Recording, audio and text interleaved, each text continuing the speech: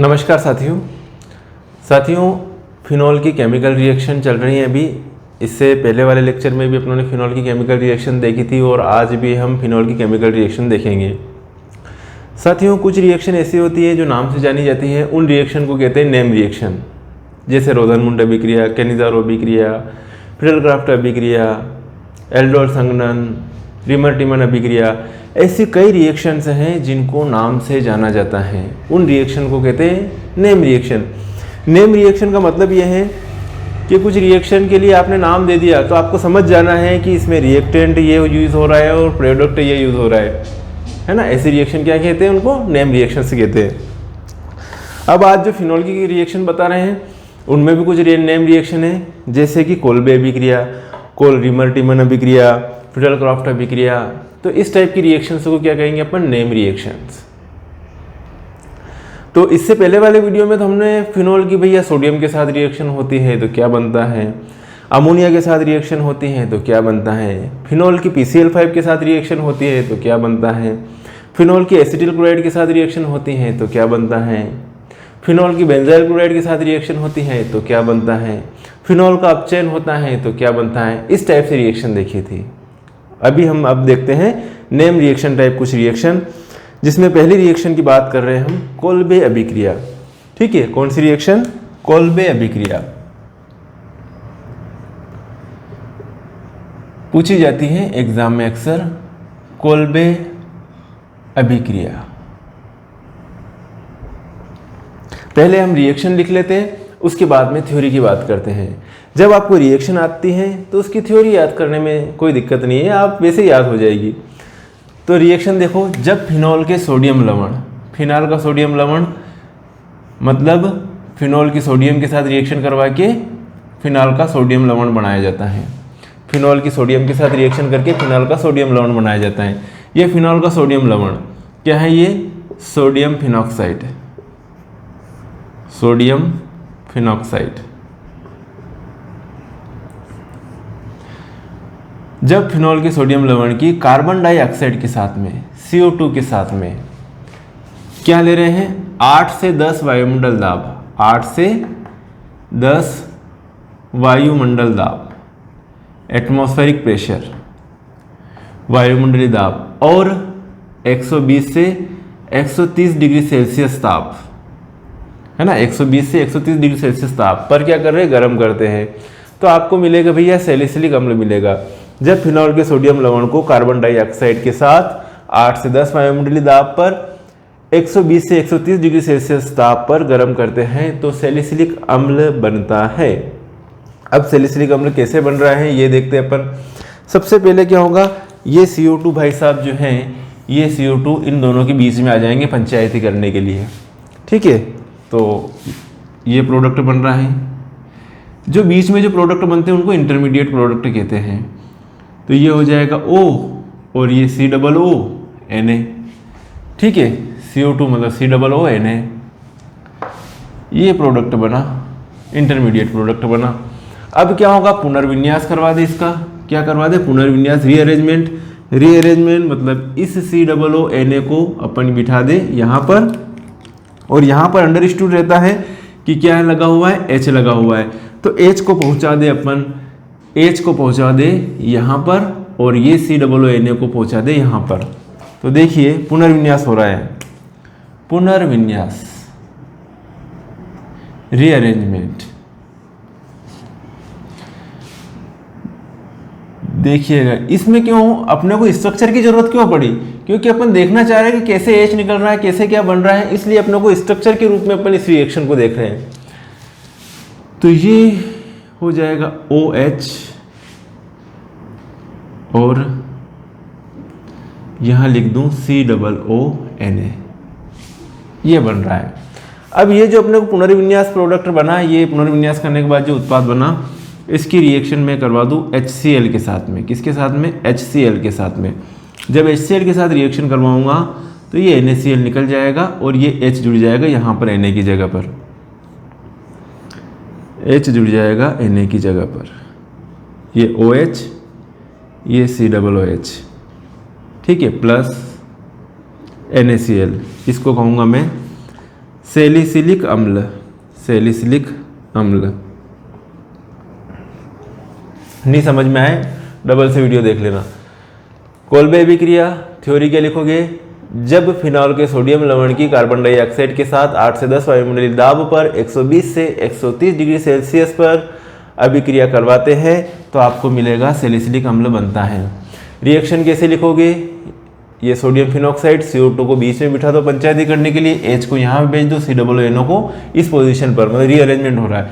फिर HCl के साथ रिएक्शन करवाई तो ये NaCl निकल गया, H यहाँ पे जोड़ दिया, सैलिसिलिक अम्ल बन गया। उतारिए जल्दी से। अगली रिएक्शन देखते हैं, रिमर टीमन अभिक्रिया। कौन सी रिएक्शन देखें, रिमर टीमन। कोल्बे के बाद अब देखिए रिमर टीमन अभिक्रिया।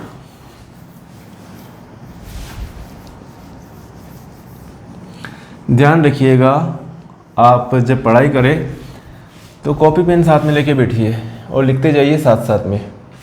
अगली रिएक्शन रिमर टीमन अभिक्रिया। दूसरी रिएक्शन रिमर टीमन अभिक्रिया। ये भी एक तरह से क्या है, नेम रिएक्शन ही है क्योंकि नाम से जानी जा रही है रिमर टीमन अभिक्रिया। तो इसमें फिनॉल की रिएक्शन किसके साथ में करवाएंगे, क्लोरोफॉर्म और एल्कोहलिक एओएच के साथ करवाते हैं। जब फिनॉल को क्लोरोफॉर्म और एल्कोहलिक एओएच के साथ गर्म करवाते हैं तो सैलिसिलिक एल्डिहाइड बनता है। कोल्बे अभिक्रिया में क्या बन रहा था, सैलिसिलिक अम्ल, यहाँ पर क्या बनेगा, सैलिसिलिक एल्डिहाइड बनता है। चलो रिएक्शन देख लेते हैं। जब फिनॉल को, भाई साहब किसको, फिनॉल को, ये लिया मैंने phenol,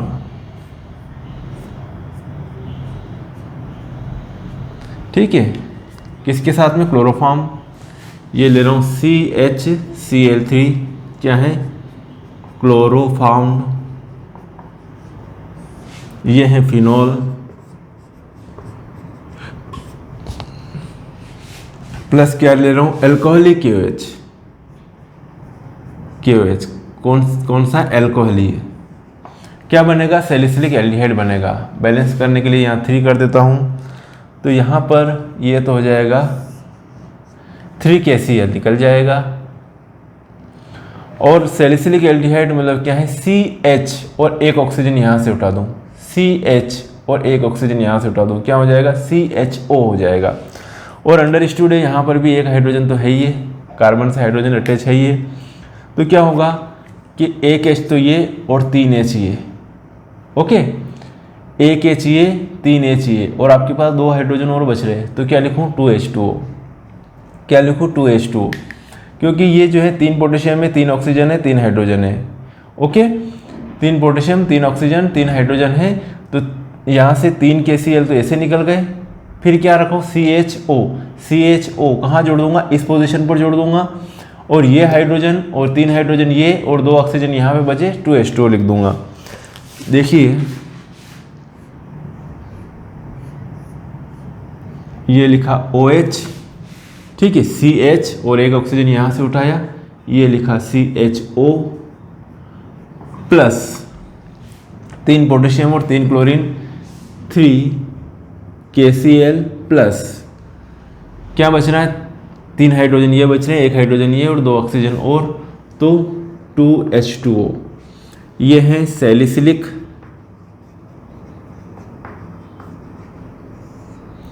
aldehyde, salicylic aldehyde. Theory समझ में आ गई। क्या लिखोगे, जब फिनॉल को क्लोरोफॉर्म और एल्कोहलिक KOH के साथ गर्म करते हैं तब सैलिसिलिक एल्डिहाइड बनता है, तब सैलिसिलिक एल्डिहाइड बनता है। रिएक्शन याद हो गई होगी। अब नेक्स्ट तीसरी रिएक्शन, फ्रीडल क्राफ्ट अभिक्रिया। फ्रीडल क्राफ्ट अभिक्रिया,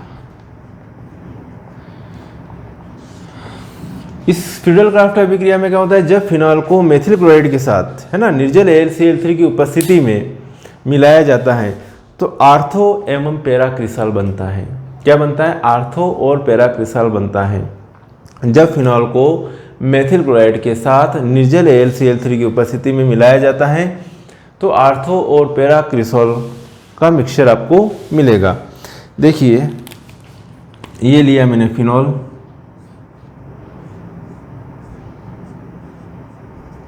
ओके, चाहे बॉन्ड ऐसे लगाऊं या ऐसे लगाऊं कोई फर्क नहीं पड़ता, ये जो है डीलोकलाइज रहते हैं बॉन्ड। ओके, चाहे यहाँ यहाँ यहाँ लगाऊं या ऐसे लगाऊं कोई दिक्कत नहीं है। बेंजीन रिजोनेंस आपने पढ़ा होगा।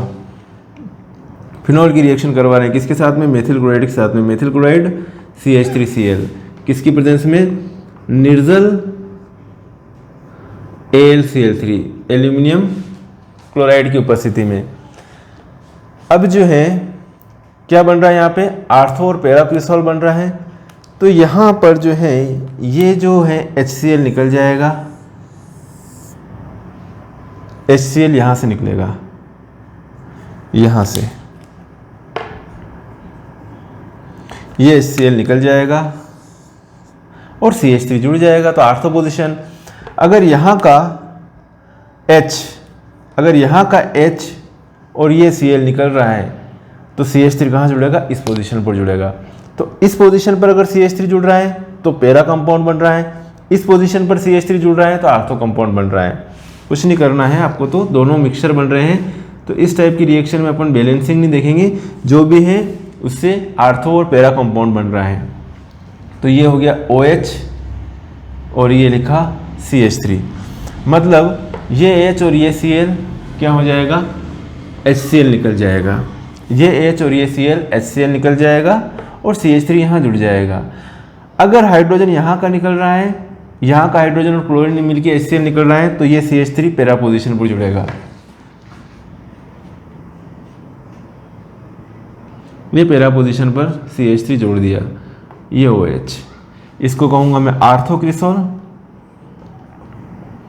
आर्थोक्रिसॉल और ये जो है ये पैराक्रिसॉल। समझ में आ गई फ्रीडल क्राफ्ट अभिक्रिया, फिनॉल की फ्रीडल क्राफ्ट अभिक्रिया। तो जब फिनॉल को मेथिल क्लोराइड के साथ में निर्जल AlCl3 की उपस्थिति में मिलाया जाता है तो आर्थो और पैराक्रिसॉल बनता है। लिख लीजिएगा साथ साथ में। नेक्स्ट रिएक्शन बता रहा हूँ अब आपको मैं, फ्रीडल क्राफ्ट हो गई। अब बता रहा हूँ हेलोजनीकरण, चौथी रिएक्शन हेलोजनीकरण। बहुत इंपॉर्टेंट लेक्चर है ये, मजा आ जाएगा आपको अगर ये जो सारी रिएक्शन आपने ढंग से पढ़ ली समझ ली तो। ओके, अगर आपने सारी रिएक्शन ढंग से पढ़ ली समझ ली तो आपको मजा आ जाएगा। अब है हेलोजनीकरण। हेलोजनीकरण में अपन पढ़ेंगे ब्रोमीनीकरण, है ना, ब्रोमीन जल के साथ रिएक्शन करवा रहे हैं इसकी फिनॉल की। तो ब्रोमीन जल के साथ रिएक्शन करवाएंगे तो 2,4,6 ट्राइब्रोमोफिनॉल बनता है। हेलोजनीकरण चौथी रिएक्शन, हेलोजनीकरण।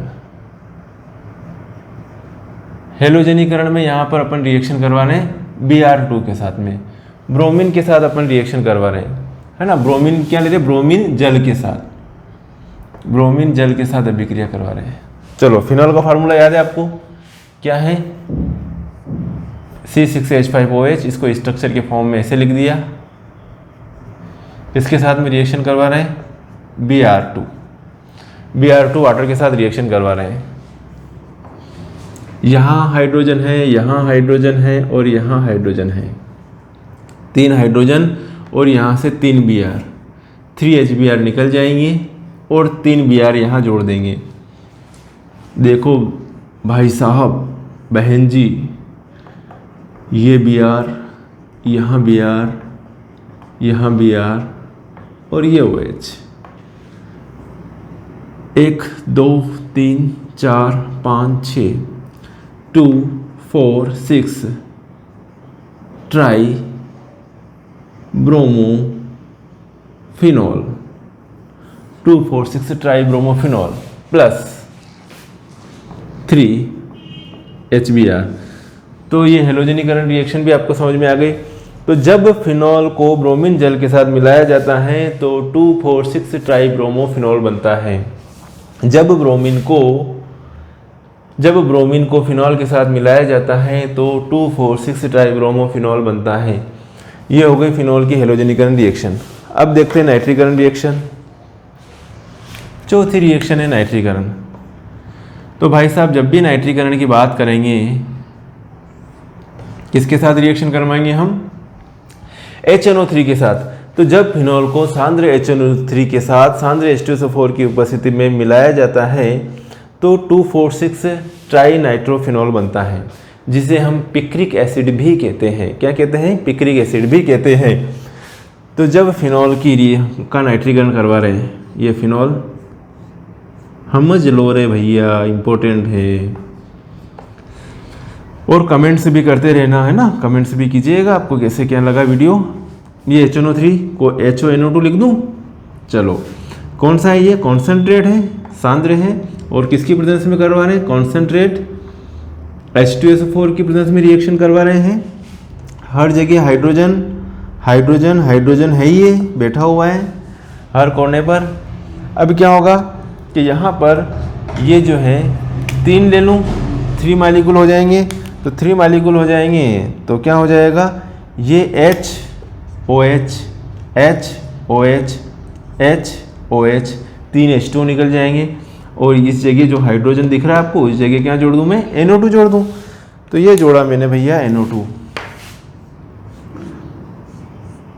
बहुत मज़ेदार लेक्चर है ये NO2, ये NO2 और यहाँ पर OH। इसको कहूँगा मैं 2,4,6 ट्राई नाइट्रोफिनॉल। 2,4,6 ट्राई नाइट्रोफिनॉल, समझ में आया? Plus 3H2।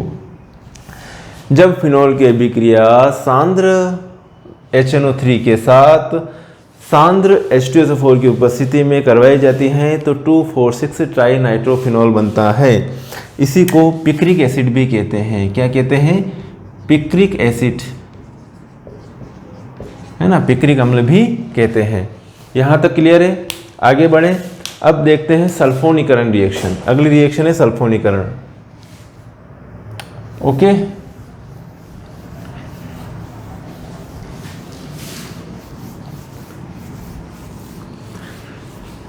ऑर्गेनिक केमिस्ट्री समझ में आने के बाद इससे इजी कुछ भी नहीं है, और नहीं समझ में आए तो इससे बेकार भी कुछ भी नहीं है ऑर्गेनिक केमिस्ट्री में। ठीक है, समझ में आ जाए तो ऑर्गेनिक केमिस्ट्री से इजी कुछ नहीं है, और समझ में नहीं आए तो इससे बेकार भी कुछ नहीं है। अगली रिएक्शन देख रहे हैं अपन, नाइट्रीकरण हो गई, हेलोजनीकरण, नाइट्रीकरण। अब देख रहे हैं सल्फोनीकरण। तो जब फिनॉल को सांद्र H2SO4 के साथ गर्म किया जाता है तो पैरा हाइड्रोक्सी बेंजीन सल्फोनिक अम्ल बनता है। क्या बनता है? पैरा हाइड्रोक्सी बेंजीन सल्फोनिक अम्ल बनता है। चलो, सल्फोनीकरण कौन सी रिएक्शन थी? 6वीं रिएक्शन, 6 सल्फोनीकरण। ध्यान रखना, जब भी सल्फोनीकरण की बात आए रिएक्शन करवा दो H2SO4 के साथ में। ये लिया, क्या ले रहा हूँ? फिनॉल। ये लिया फिनॉल, और किसके साथ में? H2SO4 के साथ में। H2SO4 को मैं ऐसे लिख लूँ, HOHSO3 लिख दूँ ऐसे, क्योंकि H2SO4 हो गया, H2SO4। अब यहाँ का हाइड्रोजन और ये OH H2 निकल जाएगा। यहाँ पर भी अपन कॉन्सेंट्रेट ही ले रहे हैं H2SO4। तो ये जो है देखिएगा, ये हाइड्रोजन जैसे निकला कि SO3H कहाँ जोड़ दूँ? यहाँ पर जोड़ दूँ, SO3H, और ये OH प्लस H2O। ध्यान रखना H2SO4 की स्ट्रक्चर कैसे होती है? ये एक्चुअली स्ट्रक्चर तो ऐसे होगी, double bond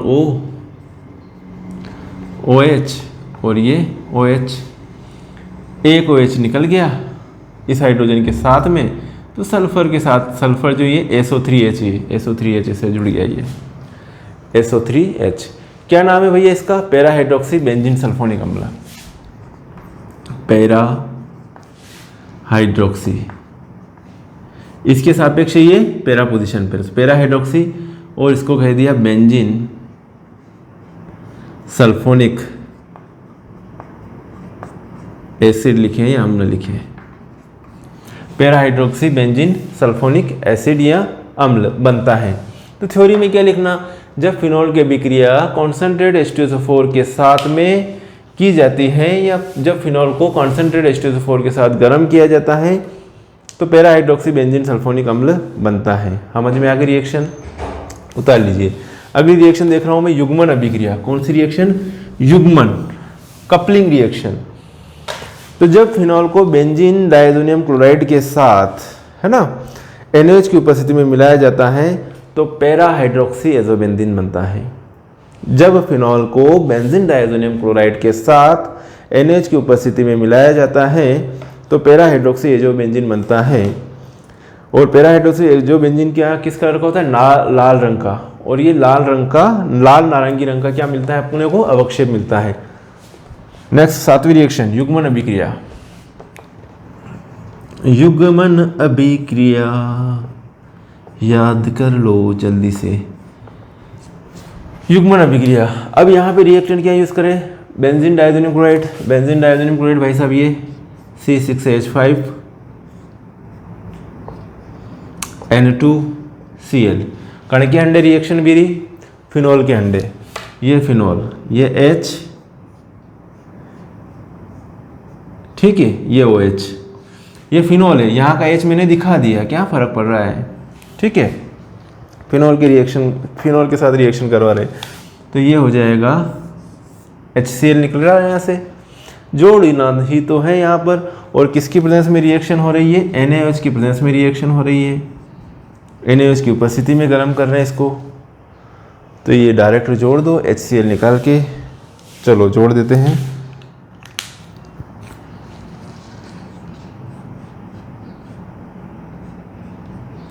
N double bond N, फिर ये रिंग आ जाएगी डायरेक्ट,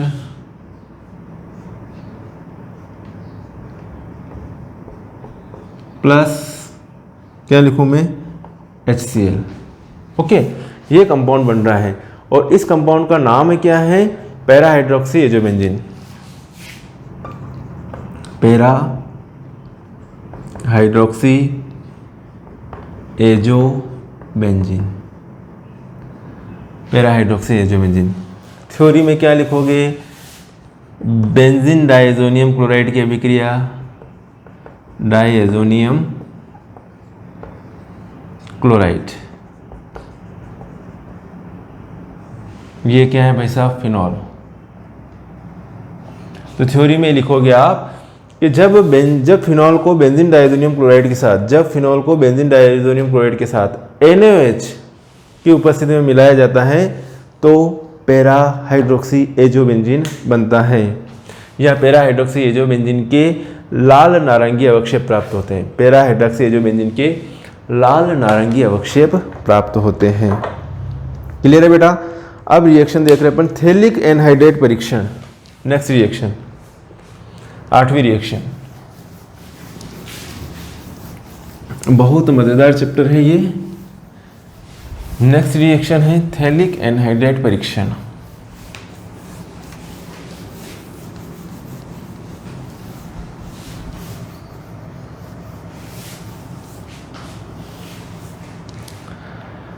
आठवीं रिएक्शन, थैलिक एनहाइड्राइड परीक्षण। थैलिक एनहाइड्राइड परीक्षण या फिनोफ्थैलिन का बनना, फिनोफ्थैलिन का बनना। तो आपको फिनोफ्थैलिन के दर्शन हो जाएंगे भी कि फिनोफ्थैलिन कंपाउंड कैसा होता है। तो जब थैलिक एनहाइड्राइड को फिनॉल के दो अणुओं के साथ, जब थैलिक एनहाइड्राइड को फिनॉल के दो अणुओं के साथ सांद्र H2SO4 की उपस्थिति में संघनित किया जाता है तो फिनोल्फथैलिन बनता है। क्या बनता है? फिनोल्फथैलिन। थैलिक एनहाइड्राइड, ये ले रहा हूँ थैलिक एनहाइड्राइड आपके सामने। बस यहाँ पर आपको सिर्फ जो क्या है कंपाउंड के फार्मूले मालूम होने चाहिए। अगर फार्मूले मालूम है तो आप कोई दिक्कत नहीं है आपको कोई भी कंपाउंड बनाने में। ये है भैया, किसका फार्मूला है ये? Phthalic anhydride. किसका है? Phthalic anhydride. थैलिक एनहाइड्राइड की अभिक्रिया किसके साथ करवाएं? फिनॉल के दो अणुओं के साथ। ये फिनॉल ले लिया भाई साहब उन्होंने, उल्टा लटका दिया इसको, ये फिनॉल के दो मॉलिक्यूल लटक जाओ उल्टे, ये हाइड्रोजन दिखा दिया मैंने बाहर। और क्या करूं मैं, जो रिएक्शन जो करवा रहा हूं, ये रिएक्शन करवा रहा हूं कॉन्सेंट्रेट H2SO4 की प्रेजेंस में रिएक्शन करवा रहा हूं। देखिएगा भैया, ये जो है मैंने यहाँ से H2 निकल दिया और जोड़ दिया इन रिंग को दोनों को यहाँ पर, तो फिनोप्थेलिन बन गया। देखो भाई साहब, ये CO, फिर ये O, फिर ये C, और ये एक रिंग इधर, एक रिंग इधर, ये ऐसे,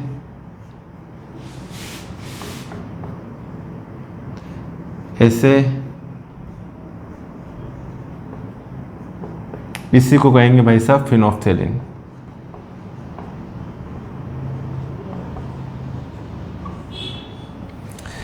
थैलिक एनहाइड्रेट, ये थैलिक एनहाइड्रेट फ्रिक्शन या फिनोप्थेलिन का बनना। तो क्या हो रहा है इसमें, जब थैलिक एनहाइड्रेट की अभिक्रिया फिनॉल के दो अणुओं के साथ, फिनॉल के दो अणुओं के साथ कॉन्सेंट्रेट H2SO4 की उपस्थिति में करवाई जाती है, या कॉन्सेंट्रेट H2SO4 की उपस्थिति में संघनित किया जाता है, यहाँ पर संघनित मतलब ठंडा करना पड़ रहा है, संघनित किया जाता है, तो फिनोप्थेलिन बनता है। जो फिनोप्थेलिन क्या किस काम में आता है, जो अम्ल और क्षारक के अनुमापन करते हैं, अनुमापन वाला प्रैक्टिकल है आपके क्लास 12 में टाइट्रेशन, तो अनुमापन में ये इंडिकेटर सूचक के रूप में उपयोग में आता है। समझ में आ गई रिएक्शन। जब थैलिक एनहाइड्रेट की अभिक्रिया फिनाल के दो अणुओं के साथ कॉन्सेंट्रेट H2SO4 की उपस्थिति में संघनित किया जाता है, तब फिनोप्थेलिन बनता है। यह अम्ल क्षार अनुमापन में अनुमापन के रूप में काम में आता है। चलो यहाँ तक क्लियर है। अब अगली रिएक्शन देख लेते हैं अपन, पोटेशियम परमैंगनेट द्वारा ऑक्सीकरण, नौवीं रिएक्शन। बहुत लंबा लेक्चर हो गया ये। पोटेशियम परमैंगनेट द्वारा ऑक्सीकरण,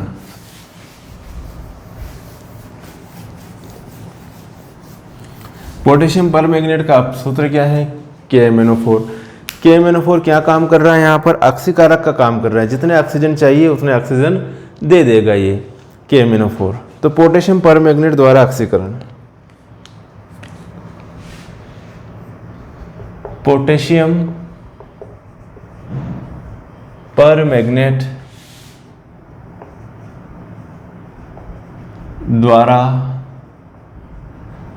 ऑक्सीकरण करवा दो। ऑक्सीकरण KMnO4 क्या ले रहे हैं अपन, KMnO4।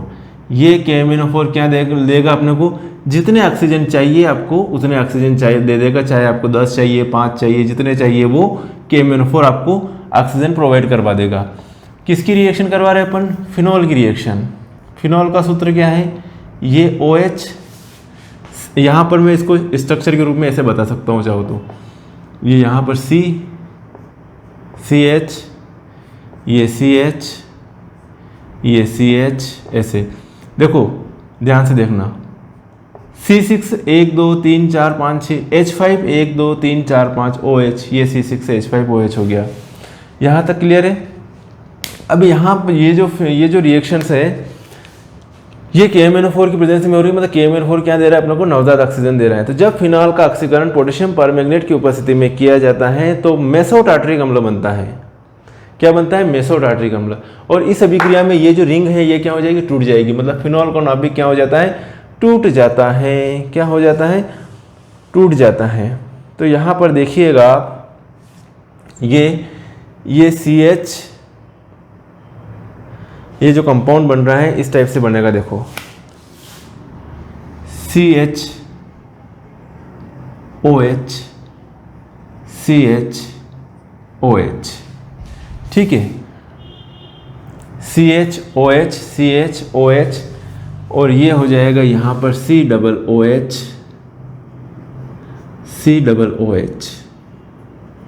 प्लस 2 कार्बन और बच रहे तो कार्बन डाइऑक्साइड के रूप में निकल जाएंगे। ये है मेसोटार्ट्रिक अम्ल, मेसोटार्ट्रिक अम्ल। ये हो रहा है यहाँ पर। जितने ऑक्सीजन चाहिए उतने मिल गए अपने को। जितने ऑक्सीजन चाहिएगी यहाँ पर वैसे नहीं लिखे तो भी चलेगा, जितने ऑक्सीजन चाहिए उतने ऑक्सीजन अपने को यहाँ से मिल जाएंगे और अपने को मेन प्रोडक्ट क्या मिल रहा है, मेसोटार्ट्रिक अम्ल बन रहा है। तो यहाँ लिखेंगे कि जब फिनॉल का ऑक्सीकरण पोटेशियम परमैंगनेट की उपस्थिति में किया जाता है, जब फिनॉल का ऑक्सीकरण करवा रहे हैं पोटेशियम परमैंगनेट की उपस्थिति में, तो मेसोटार्ट्रिक अम्ल बनता है। इस अभिक्रिया में फिनॉल का नाभिक क्या हो जाता है, टूट जाता है। फिनॉल का न्यूक्लियस जो है वो क्या हो जाता है, टूट जाता है। यहाँ तक क्लियर हो गया। Na2Cr2O7 फिनॉल का ऑक्सीकरण क्रोमिक अम्ल और सांद्र H2SO4 एंड कॉन्सेंट्रेट H2SO4 के द्वारा किया जाता है। मतलब ये दे रहे अपने को नवजात ऑक्सीजन, जब ये दे रहा तो ये प्रोडक्ट बन रहा, अब ये दे रहे तो कौन सा प्रोडक्ट बन रहा है। चलो 10वीं रिएक्शन ऑक्सीकरण है ना, ऑक्सीकरण। तो जब फिनॉल का ऑक्सीकरण क्रोमिक अम्ल और H2SO4 की उपस्थिति में किया जाता है, Na2Cr2O7 और H2SO4 की उपस्थिति में किया जाता है, तो क्या बनता है, बेंजोक्विनोन बनता है। क्या बनता है, बेंजोक्विनोन। ये भी क्या दे रहा है अपने को, नवजात ऑक्सीजन दे रहा है। जितने ऑक्सीजन चाहिएंगे उतनी मिल जाएंगे अपने को यहाँ पर। तो यहाँ पर एक हाइड्रोजन यहाँ का, ठीक है, एक हाइड्रोजन यहाँ का और एक हाइड्रोजन ये और एक ऑक्सीजन यहाँ से उठा लो तो क्या निकल जाएगा, एक तो H2 निकल रहा है और ये बेंजोक्विनोन बन रहा है, डबल बॉन्ड O। इसको कहते हैं अपन बेंजोक्विनोन, है ना। और कौन सा बेंजोक्विनोन बन रहा है, पैरा पोजीशन है ना, तो पैरा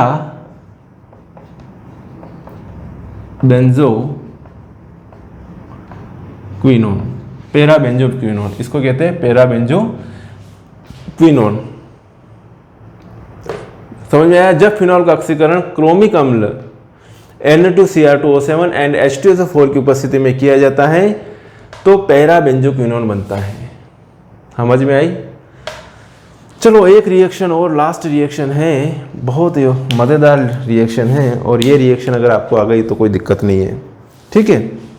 चलो लास्ट रिएक्शन है और ये रिएक्शन आपको बहुलक वाले चैप्टर में पढ़ना है। रिएक्शन है आपके सामने, बेकेलाइट को कैसे बनाएंगे, बेकेलाइट बनाना। तो ये रिएक्शन आप उतार लीजिए, आगे बढ़ते हैं अपन।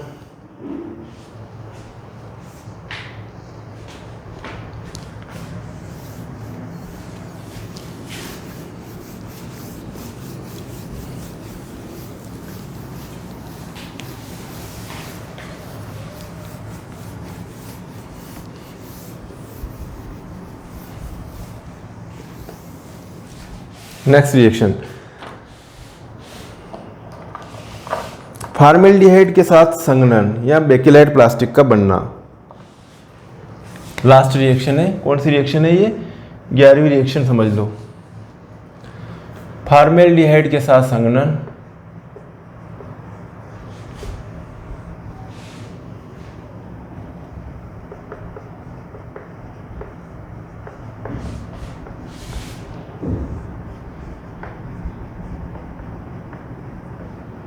बेकेलाइट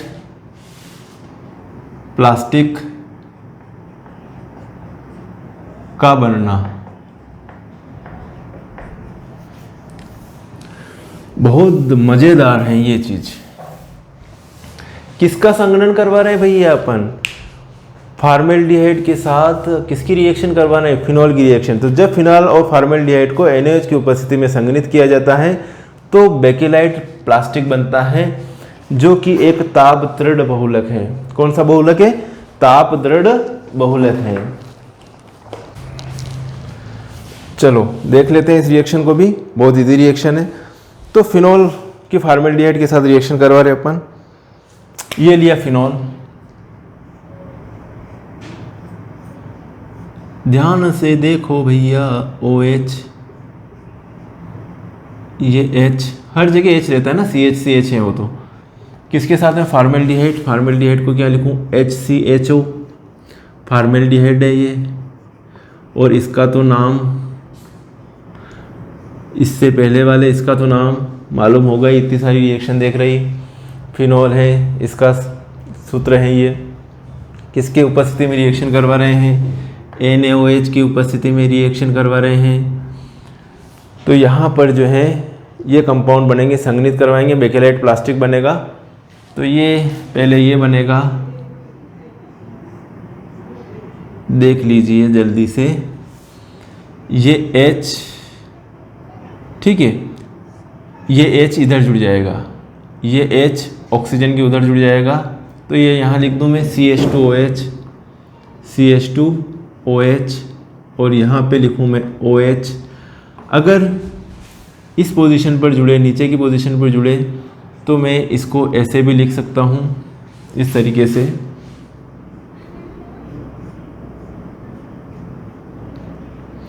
ये OH और ये है CH2OH, ये दोनों मिल रहे अपने को।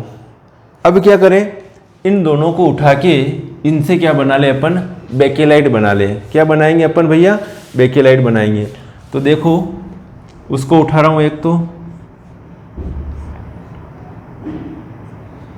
ये OH, CH2OH प्लस ये OH और ये लिखा मैंने CH2OH। फिनाल फॉर्मेल्डिहाइड से ये बना, और इन दोनों के संघनन से क्या बनेगा? बेकेलाइट बनेगा। तो बेकेलाइट जब बनेगा तो यहाँ पर जो क्या निकलेंगे? -NH2O, मतलब ये N ले रहे हैं, ये N ले रहे हैं, और क्या निकल जाएगा? NH2O निकलेंगे। किस तरीके से निकलेंगे आपको मैं समझा देता हूँ। कुछ आर्थो लेंगे, कुछ पैरा लेंगे, कुछ आर्थो और कुछ पैरा कंपाउंड लेंगे, और उनसे क्या बनेगा? बेकेलाइट बनेगा। तो देखिए यहाँ पर ये जो कंपाउंड ले रहा हूँ मैं, देखना ध्यान से, देखिएगा बहुत ध्यान से, नहीं तो फिर आपको बाद में दिक्कत आएगी। ये ले रहा हूँ मैं OH और ये CH2OH। कौन सा लिया मैंने यहाँ पर? कौन सा लिया? आर्थो लिया। फिर वापस मैं आर्थो ले रहा हूँ।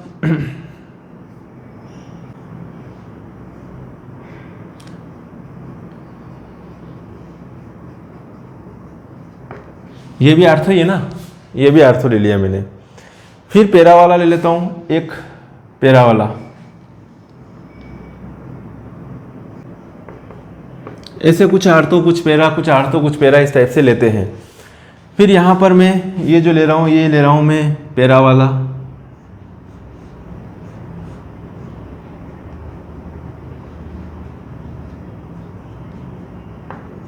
ये पैरा वाला ले लिया। फिर मैं आर्थो वाला ले लेता हूँ, ठीक है। फिर वापस मैं यहाँ पर ले लेता हूँ आर्थो वाला।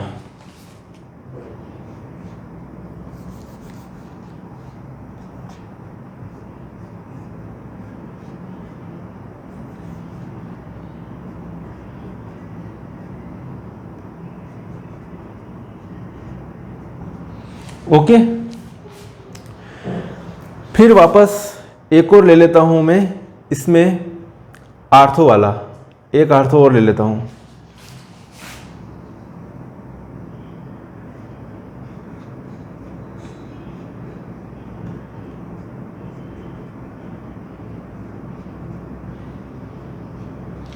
तो कुछ इसमें आर्थो कंपाउंड ले रहा हूँ, कुछ इसमें पैरा कंपाउंड ले रहा हूँ, और इनसे क्या बनेगा? अपने को क्या मिलेगा भैया? बेकेलाइट मिल जाएगा।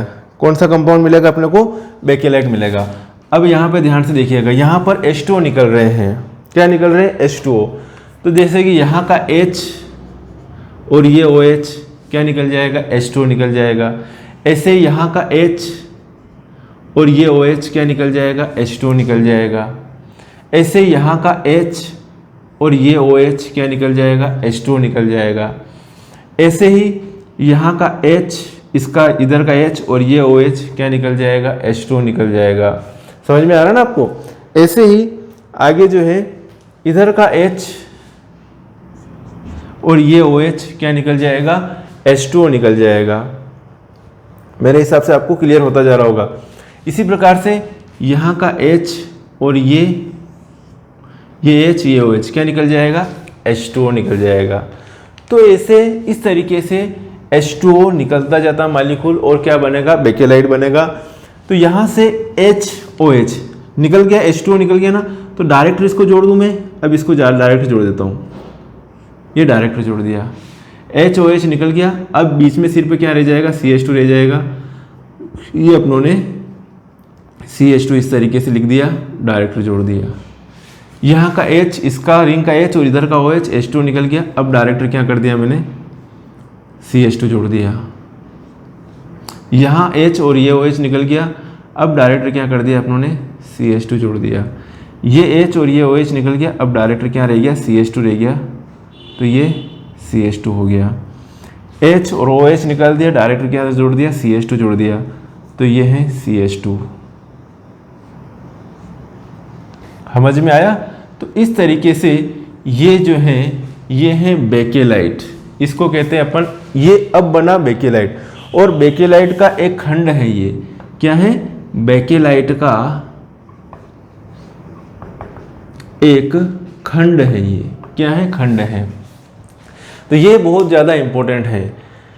कौन सी रिएक्शन देखी अपनों ने, जब फिनॉल का ऑक्सीकरण जब फिनॉल की अभिक्रिया फॉर्मेल्डिहाइड के साथ, जब फिनॉल और फॉर्मेल्डिहाइड को NaOH की उपस्थिति में संघनित किया जाता है तो आपको क्या मिलेगा, बेकेलाइट बनता है, बेकेलाइट मिलता है।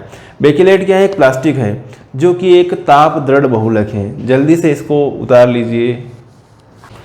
तो ये जो है, इसको कहेंगे भैया ortho hydroxy benzyl alcohol, ortho hydroxy benzyl alcohol. और ये हो जाएगा पैरा हाइड्रोक्सी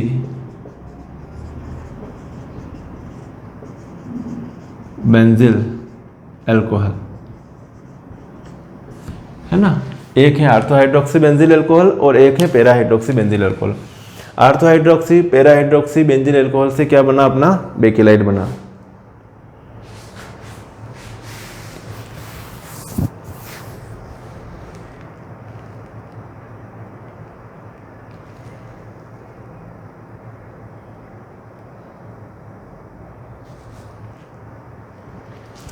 ओके। इस रिएक्शन को पूरा होने में कितने दिन लगते हैं, 6 दिन लग जाते हैं इसी रिएक्शन को पूरा होने में। इससे ये बनने में 6 दिन हो जाते हैं। उसके बाद में फिर इनकी रिएक्शन करवा के ये बनाते हैं, बेकेलाइट बनाते हैं। समझ में तो आ गया होगा। तो ये फॉर्मेल्डिहाइड के साथ रिएक्शन, फॉर्मेल्डिहाइड के साथ रिएक्शन किसकी देखी अपनों ने, फॉर्मेल्डिहाइड के साथ रिएक्शन फिनॉल की। तो क्या लिखेंगे कि जब फिनॉल और फॉर्मेल्डिहाइड को NaOH की उपस्थिति में संघनित किया जाता है तो बेकेलाइट प्लास्टिक बनता है, जो कि एक ताप दृढ़ बहुलक है। उतारिए जल्दी से।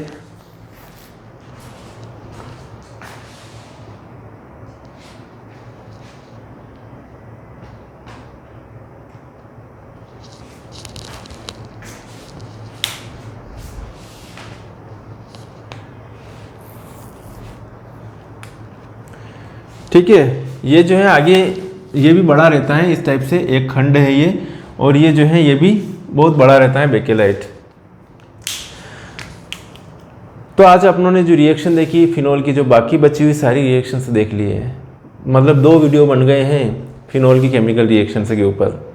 और फिनॉल की केमिकल रिएक्शन आनी चाहिए, बहुत इजी है, लिख कर याद करो और सिस्टमेटिक पढ़िए और रेगुलर वीडियो देखिए। ठीक है, तो वीडियो को लाइक कीजिए, शेयर कीजिए, कमेंट कीजिए। और कुछ प्रॉब्लम हो तो कमेंट्स में बताइए कि सर ये, और इस पर कोई भी आपको रिक्वायरमेंट हो कि सर ये हमें समझ में नहीं आया, तो हम आपको समझा देंगे। ठीक है साथियों, मिलेंगे फिर नेक्स्ट वीडियो में। तब तक के लिए बाय और सभी को थैंक यू।